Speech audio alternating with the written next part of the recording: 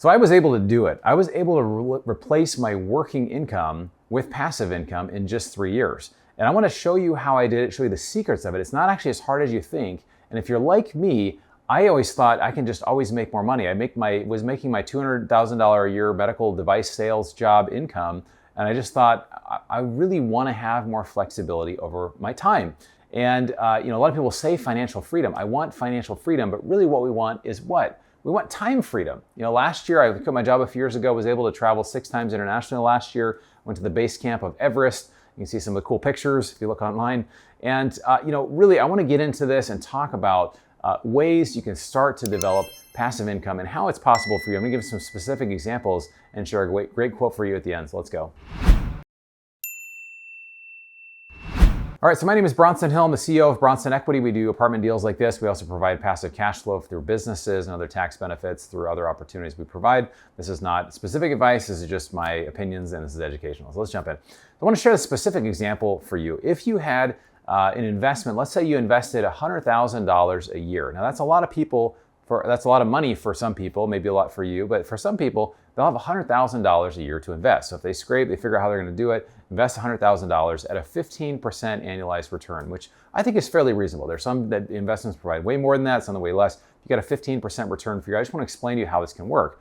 Somebody invests over 3 years, they put $100,000 in every year for the next 3 years and reinvest what they're getting from the deals. So after 3 years, at the end of 3 years, you'd be having $61,020 per year in passive income.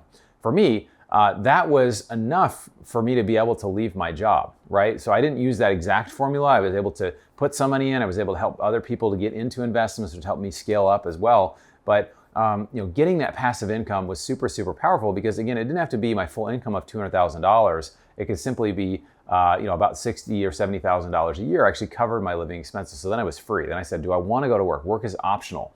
If you were to continue to do that for years 4 and 5, at the end of year 5, you'd have about $120,000 a year in passive income, right? So these are things that work, right? If you work the plan, it will work for you. So I think that, again, a lot of times we feel like we've got to replace our current income, and maybe some of you might be making hundreds of thousands of dollars a year, millions of dollars a year, but you don't have to replace the income. You can look at living expenses and say, what do I need to make work optional? And should I keep doing what I'm doing? Just to be able to have the option is awesome. And so that's where passive income is way more powerful than active income, because instead of you working for your money, the money actually goes to work for you. So let's get into kind of an example of how this works and how it works for most people. So the first thing you want to do is really identify your rat race number, the amount of passive income you need to cover your living expenses. And I would say don't let it be that you're eating top ramen every day and you're never traveling, just what is it to kind of comfortably travel, be able to live the life you want to live. It may be, like me, it was smaller, it was 5 to 7K per month. For you, it might be 10, 15K a month or more, 20K, maybe whatever that number is, figure out what that is.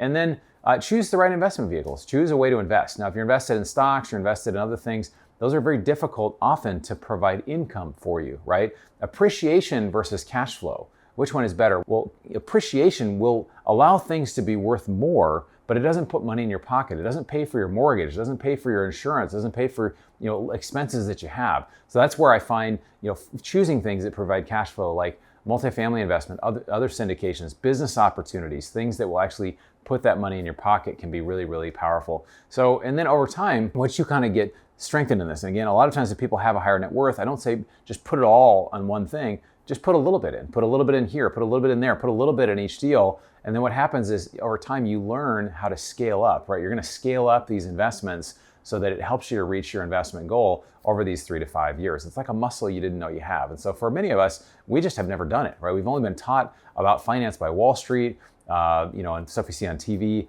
and it's just not really often in our best interest. And I have a lot, I share in my book about Wall Street and why it's not really out to help you. I was a investment advisor. Now I'm a recovering investment advisor. It's an RIA. I'm not registered. I'm recovering.